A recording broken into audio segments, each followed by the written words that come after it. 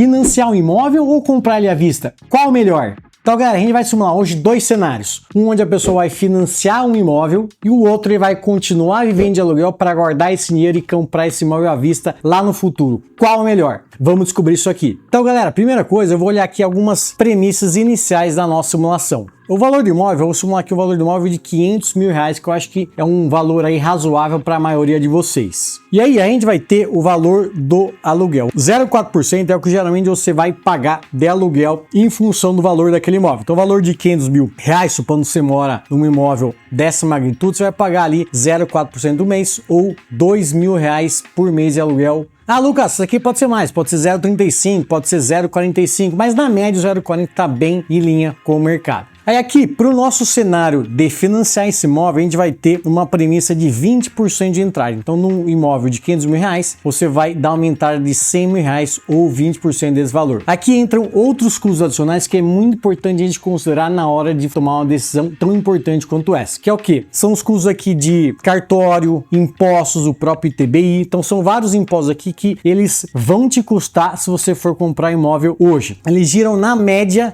de 4% sobre o valor do seu imóvel. Então, o valor de 500 mil reais, você vai pagar ali de impostos e outras taxas adicionais só para fazer essa compra inicial de 20 mil reais sobre esse valor aqui. E aí, o restante você vai financiar. Então, os outros 80% você vai entrar num financiamento imobiliário com um prazo ali típico de um empréstimo como esse, de 35 anos financiando 400 mil reais. A taxa efetiva desse empréstimo hoje está na casa de 10%, depende muito do seu score, do seu orçamento com o banco, etc. Mas vamos pegar aqui um valor médio que é mais ou menos o que você conseguiria hoje. Claro que o CDI, como está aumentando cada vez mais, isso aqui pode ficar mais caro ao longo do tempo, mas vamos considerar esse patamar aqui por agora. Aqui a gente vai entrar em algumas premissas de retorno do nosso portfólio e de indicadores do mercado para a gente corrigir esse valor do imóvel lá na frente. Então aqui a gente começa com uma premissa de CDI médio lá no longo prazo, 10, 20 anos, de 11%. É geralmente o que acontece aqui no Brasil. Nos últimos 20 anos, o CDI do Brasil foi na casa de 10,5%. Então tá bem coerente aqui. E aqui a gente vai assumir uma rentabilidade do portfólio, ou seja, para aquele cenário que a pessoa tá alugando, tá sobrando mais dinheiro e ele investe naquele patrimônio para render alguma coisa, essa taxa aqui que vai valer. Eu coloquei aqui, ó, minimamente acima do CDI, 13%, né, sobre o CDI de 11%. Então se a gente fizer uma continha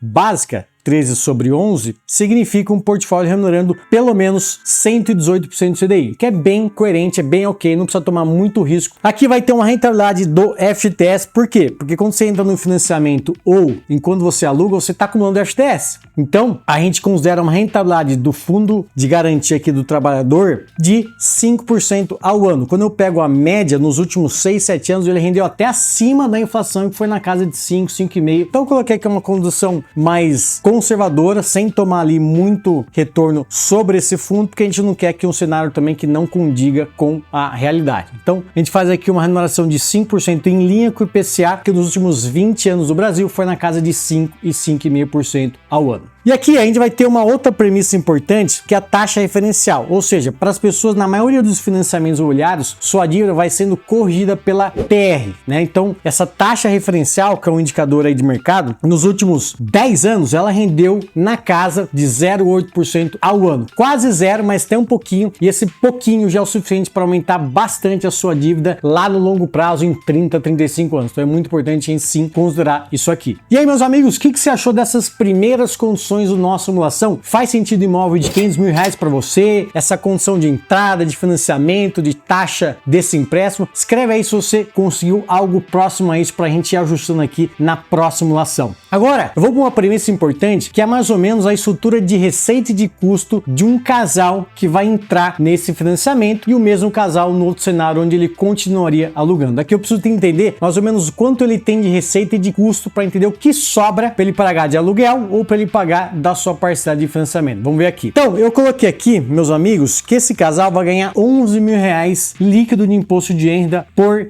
mês. Então, significa que de maneira bruta é como se o casal ganhasse próximo a 7.600 reais por mês de salário bruto cada um. Eu vou assumir que esse casal também já tenha pelo menos aí 50 mil reais de FGTS, porque ao longo do tempo, ali pelo menos 5, 6, que seja 10 anos trabalhando, você já conseguiria ter algum patrimônio, pelo menos alguma coisinha já de FGTS. Eu considero aqui uma partida. Aqui a contribuição típica do FGTS, que é 8% do salário bruto, que é uma condição já que já está travadinha aqui no meu salário, só que ele vai contribuir por mês. E aqui a estrutura de custo, né? Então aqui é uma premissa importante, mas o que a gente vê aqui nos nossos clientes da consultoria é que geralmente os custos do casal vão variar entre 50% a 70% daquele salário líquido. Então eu considerei aqui na média de 60% desse salário, ou seja, esse casal gasta R$ 6.600 por mês ali para lazer, viagem, filhos, custos da casa, custos fixos, etc. Tudo isso aqui vai exportar o padrão de vida desse casal aqui. E aí o que vai sobrar vai ser esses R$ 4.400 que ele vai pagar ou aluguel, o que sobra ele investe, ou a parcela do financiamento. Por que eu coloquei justamente esse valor aqui de 11 mil líquido? Porque a gente vai olhar na frente que a parcela de financiamento desse nível de R$ 400 mil financiado, ela se aproxima a uma parcela aqui de cerca de R$ 4 mil. Então, isso aqui significa que seria um casal aqui no limite. Então, ele vai financiar, ele vai pagar tudo que sobra depois dos custos, essa parcela. Então, eu coloquei aqui uma condição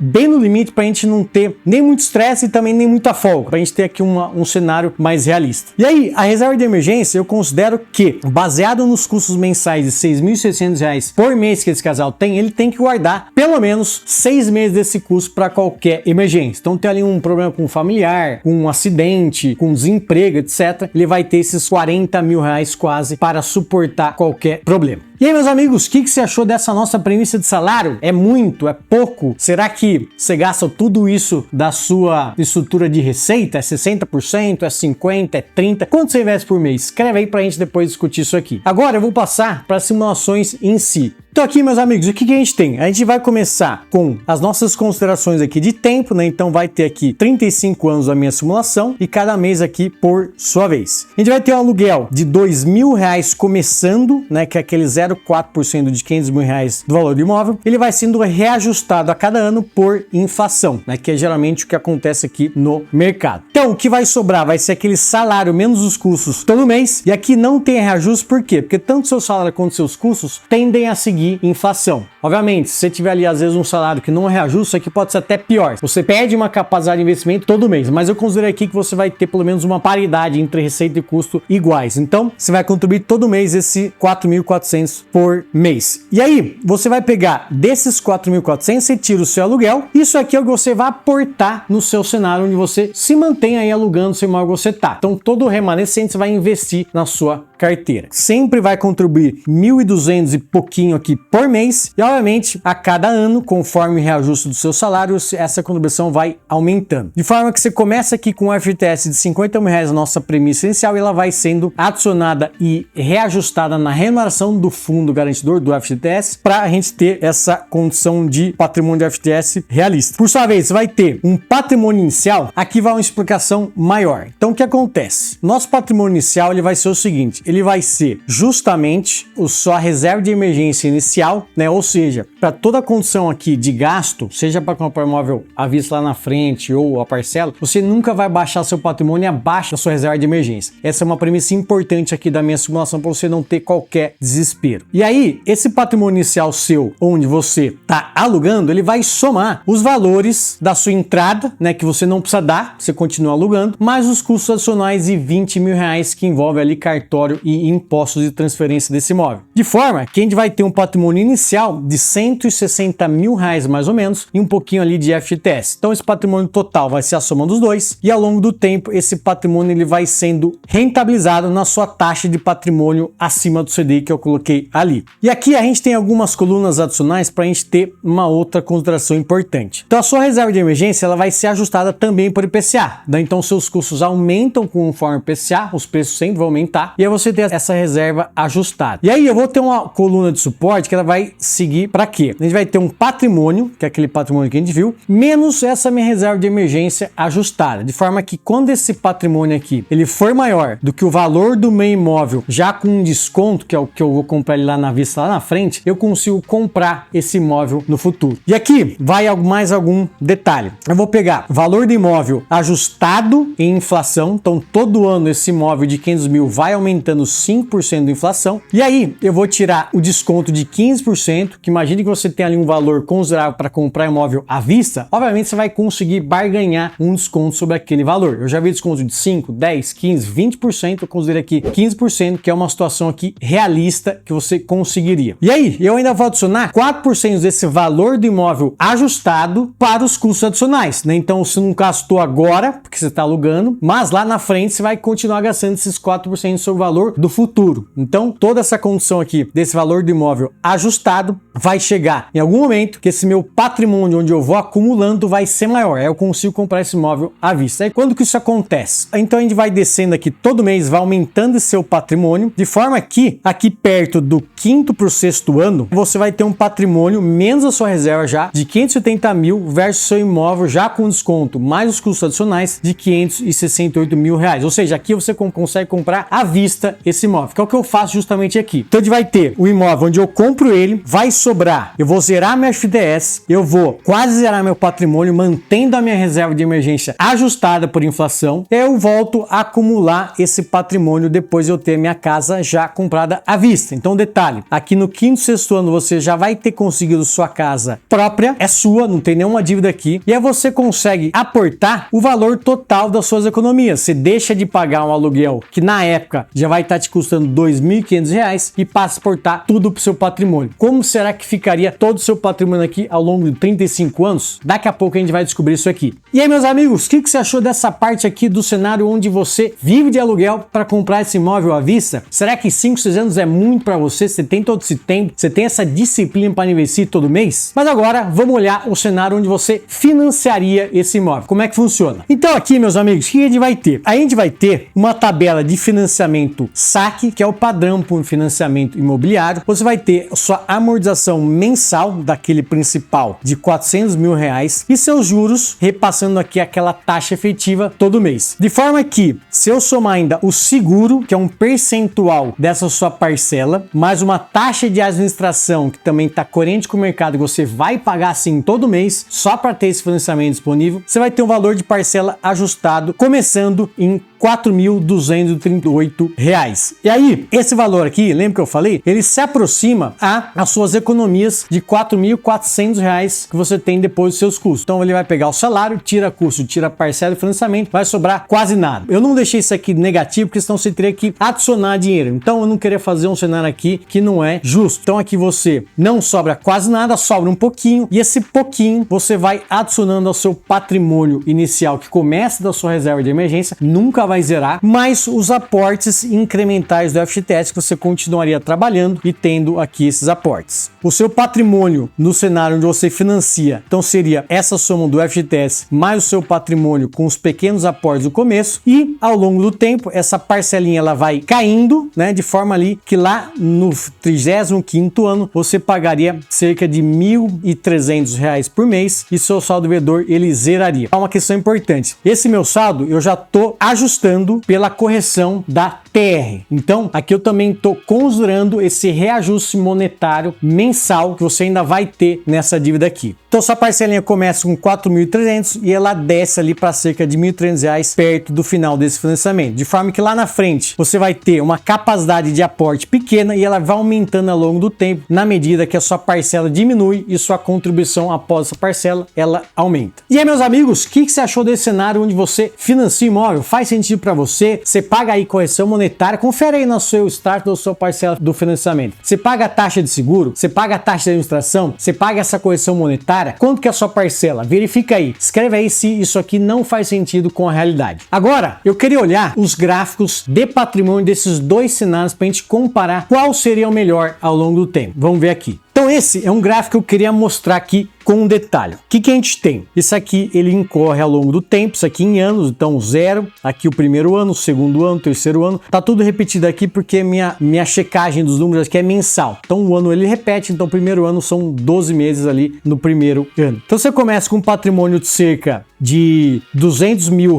né, que é aquela entrada, mais custos, mais sua reserva de emergência, e você vai acumulando, né, ao longo do tempo, de forma que no quinto para o sexto ano, você vai ter capacidade capacidade de comprar esse imóvel à vista, já considerando o valor desse imóvel ajustado e já considerando os custos adicionais já em relação àquele valor na frente desse imóvel. Então você vai comprar esse imóvel à vista, vai quase zerar seu patrimônio, lembrando, nunca vai zerar, sempre o mínimo vai ser sua reserva de emergência ajustada pela inflação, e aí você volta a acumular, aportando mais, porque você não tem aluguel, a casa já é sua. Aí, um outro cenário vai ser esse laranjinha, que é o cenário que você financia. Então você começa com o patrimônio mínimo da sua reserva de emergência, você vai aportando na medida do possível, né, depois dessa parcela, no seu portfólio, rendendo ambos a mesma remuneração dos dois portfólios. De forma que, ao final aqui, quase do 10º ano, você vai ter um patrimônio onde você guardou, comprou à vista com desconto e voltou a acumular de R$511 mil versus um patrimônio que você financia de R$452 mil.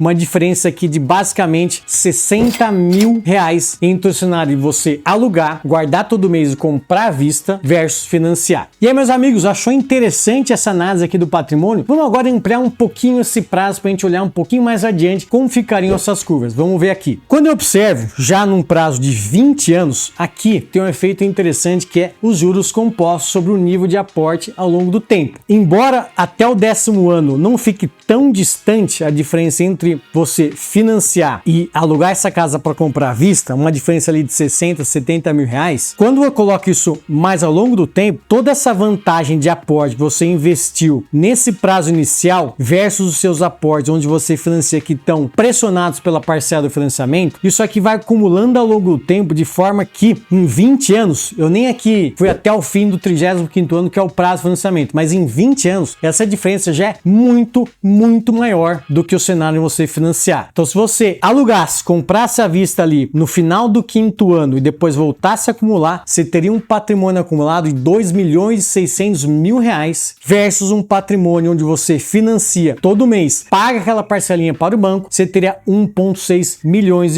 uma diferença aqui de basicamente R$1 milhão a mais de quem continua alugando, tive a disciplina de investir todo mês, objetivando naquele imóvel lá na frente, teve sucesso de comprar à vista e com desconto, e você teria esse sucesso em um patrimônio muito maior no longo prazo comparado a você financiar esse imóvel. Então aqui eu queria deixar algumas mensagens importantes. Primeira coisa, esse meu cenário ele só é válido se você tem disciplina financeira de morar de aluguel e o restante você investe todo mês numa carteira que renda pelo menos um pouquinho acima do CDI. Agora, se você não tem essa disciplina, não sabe quanto rende, não investe, não tem patrimônio, não tem nada, às vezes é interessante sim você entrar no financiamento, porque pelo menos isso vai te forçar a pagar uma parcelinha todo mês para ter sua casa ali no futuro. Mas muito cuidado, no financiamento a casa não é sua, a casa é do banco. Enquanto você não terminar de pagar os 35 anos ou que você antecipa as parcelas 10, 20 anos de financiamento, essa casa ela não vai ser sua. Outra coisa, quando você financia, o que a gente observa, você antecipa essa sua casa própria ao longo do tempo. Então, em vez de esperar 5, 6 anos, você antecipa essa casa, pode pagar mais ao longo do tempo, mas esses 5, 6 anos de vida antecipados, será que você consegue gerar mais renda? Será que você ganha alguma qualidade de vida maior? Você melhora já a sua localização, você melhora às vezes o seu bairro, seus relacionamentos, às vezes uma casa para os filhos. Então, todas essas considerações de antecipar esse tempo financiando o imóvel, embora seja a adesão mais cara, pode valer muito a pena sair do aluguel. E aí, gostou dessa análise? Você gostaria de fazer exatamente essa minha simulação para a sua condição? Acesse nosso site e marque uma consultoria financeira gratuita. A gente vai calcular junto com você qual a melhor decisão financeira para a sua realidade. Agora, se você já tem um imóvel financiado e está em dúvida entre pagar sua parcelinha e o que sobra você investe, ou antecipar essas parcelas diminuindo o prazo desse financiamento, qual a melhor decisão? Clique nesse vídeo que eu fiz exatamente essa conta para você.